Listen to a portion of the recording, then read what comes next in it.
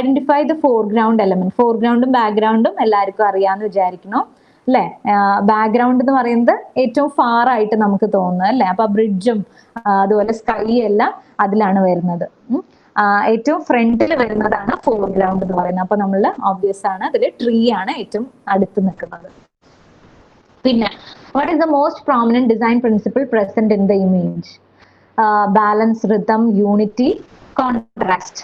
അപ്പൊ ഇതിൽ എന്തൊക്കെയാണ്? നമുക്ക് യൂണിറ്റി അങ്ങനെ പറയാൻ പറ്റില്ല അല്ലെ, കാരണം ഭയങ്കരമായിട്ട് എന്താ ഓപ്പോസിറ്റ് ആയിട്ടുള്ള രണ്ട് കാര്യങ്ങളാണ് ഇവിടെ. നാച്ചുറൽ ആയിട്ട് വളരുന്ന ഒരു ചെടിയും അതിന്റെ ബാക്ക്ഗ്രൗണ്ടിൽ അല്ലെ കോൺക്രീറ്റ് ആയിട്ടുള്ള ഒരു ഫ്ലോറും ആണ് നമുക്ക് കാണാൻ പറ്റുന്നത്.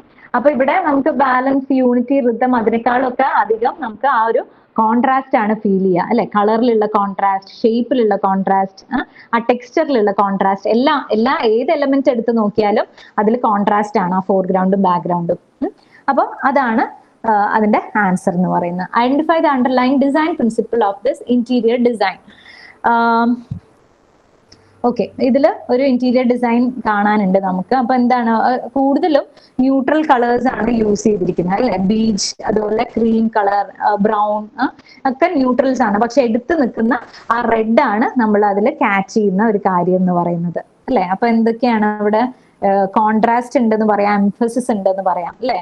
നമ്മുടെ ഓപ്ഷൻസിൽ ബാലൻസ്, യൂണിറ്റി, എംഫസിസ്, സ്കെയിൽ. അപ്പൊ ഏറ്റവും കൂടുതൽ ആ റെഡിന്റെ ആ ഒരു എന്താ ഉദിച്ചു നിൽക്കുന്ന ആ റെഡാണ് നമ്മളിവിടെ നോട്ടീസ് ചെയ്യുന്ന കാര്യം അല്ലെ. അപ്പൊ എംഫസൈസ് ചെയ്തു എന്നാണ് നമുക്ക് പറയാനുള്ള. എംഫസിസ് ആണ് ഇവിടെ ഏറ്റവും പ്രോമിനന്റ് ആയി നിൽക്കുന്ന design principle. How is the design principle variety achieved in the landscape composition given? അപ്പം തന്നിരിക്കുന്ന ലാൻഡ്സ്കേപ്പിൽ എങ്ങനെയാണ് വെറൈറ്റി കൊണ്ടുവന്നിരിക്കുന്നതെന്നാണ് ചോദിച്ചിട്ടുള്ളത്. അപ്പൊ അവർ പറയും മൾട്ടിപ്പിൾ ആൻസേഴ്സ് നിങ്ങൾക്ക് ചൂസ് ചെയ്യാൻ പറ്റുമോ, സിംഗിൾ ആൻസർ ആണോ എന്നുള്ളത് അവർ പറഞ്ഞിരിക്കും. അപ്പൊ അതിനനുസരിച്ച് നിങ്ങൾക്ക് ചൂസ് ചെയ്യാം. ഓക്കെ, അപ്പൊ ഇവിടെ by colour, by texture, shape, form ഇത്രയും കൊടുത്തിട്ടുണ്ട് അല്ലെ.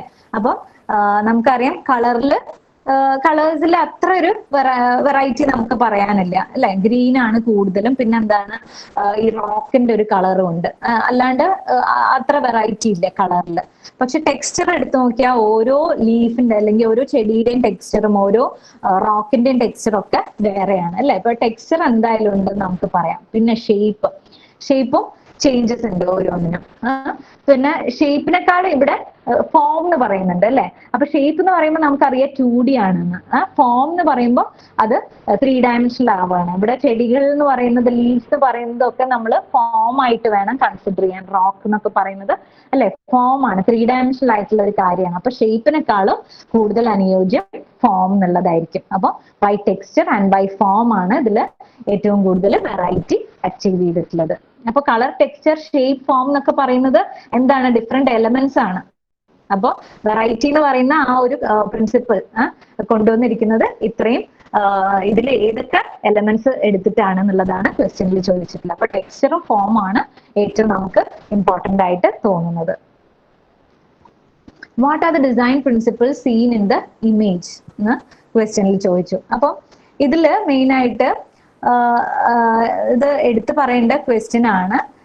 സിയും ഡിയും മാത്രമല്ല, ഞാൻ പറയുകയാണെങ്കിൽ നിങ്ങൾക്ക് ഓപ്ഷനിൽ തന്ന അഗെയിൻ ഇതൊരു മിസ്റ്റേക്ക് ആണ്. റിതം ഓബ്വിയസ്ലി ഇതിലുണ്ട് കേട്ടോ. അപ്പൊ റിതം, ബാലൻസ്, ഹാർമണി എല്ലാം ഉണ്ടെന്ന് വേണം പറയാൻ. റിപ്പിറ്റേഷനും ആക്ച്വലി പറയാം, പക്ഷെ എന്നാലും റിതവും റിപ്പിറ്റേഷനും ഉള്ളത് കൊണ്ട് റിതം നമുക്ക് സെലക്ട് ചെയ്യാം. അപ്പൊ റിതം കൂടി ഇതിലുണ്ട്, അതൊരു തെറ്റായിട്ട് നമുക്ക് പറയാൻ പറ്റില്ല.